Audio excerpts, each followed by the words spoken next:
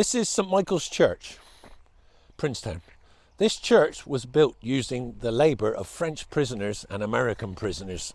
They were taken from the prison, marched over here, and they built this church. And a lot of the burials of people who died in the prison, prisoners, are interred here in these grounds. Just an incidental, the mist has come in. A minute ago, it was bright sunshine, it was warm. Now this mist has come in. You see how quick this can come in, and it's an icy cold mist.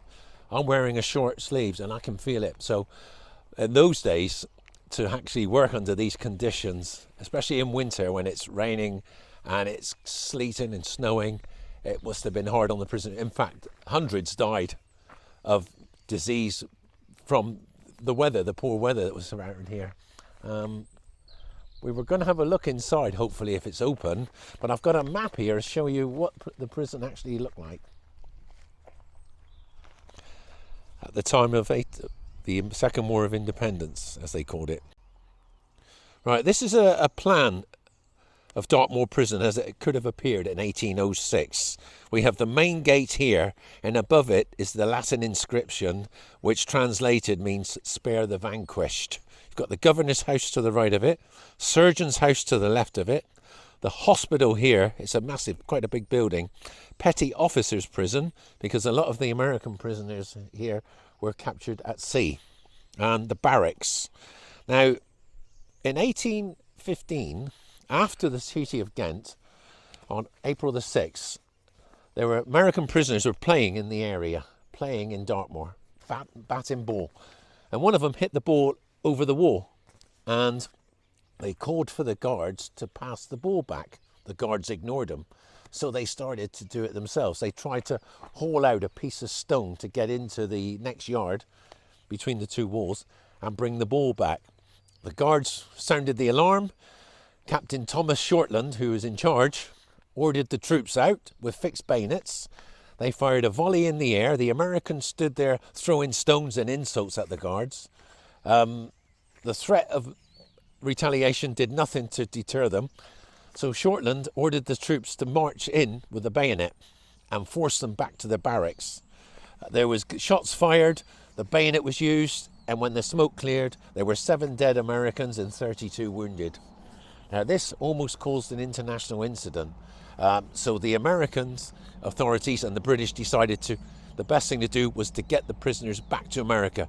The war is over. The Treaty of Ghent was signed and ratified in February, but there were still 5,000, 6,000 prisoners here 4 months after this.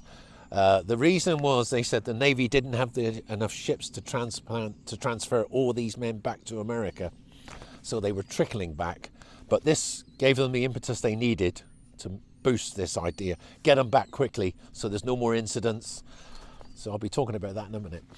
Let's just explore the mist here, Phil. Yeah, shall we? it's very this cold. Gives a very good idea of how difficult it would have been to escape here, wouldn't it? It would, yes, yeah. Because we shot a video about 10 minutes ago in blue sun, blue sunshine, blue sky, and it was very hot. Here we are now 10 minutes later, and it's very cold. It's like winter. It's like winter. It's coming in 1 minute. It's quite remarkable. We saw it coming in, didn't we? It was rolling in. Rolling in, yes. And if here you... we are now, and we can really just see at the end here the total blanket of mist. You can see 10, 15 yards, no more. Could you walk away, Phil? Yeah.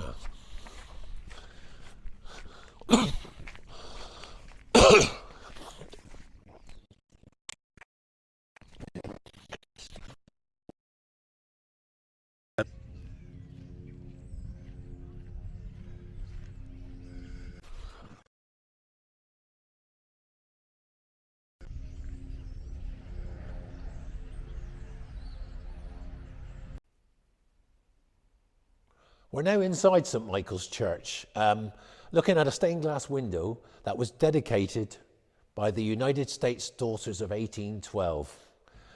And the inscription on the bottom says, "To the glory of God and the memory of the American prisoners of war who were detained in the Dartmoor War Prison between the years 1813 and 1815, and who helped build this church, especially of the 918 brave men who died here on behalf of their country. This window is presented by the National Society, United States Daughters of 1812. Just having a look over here now. There's 3 flags in here to represent the different nationalities. The British flag, who were the prison guards, if you like. We have the Stars and Stripes, the American flag, to represent the American prisoners of war here. And we have the tricolour, the French flag, to represent the prisoners from the Napoleonic Wars that started to build this church.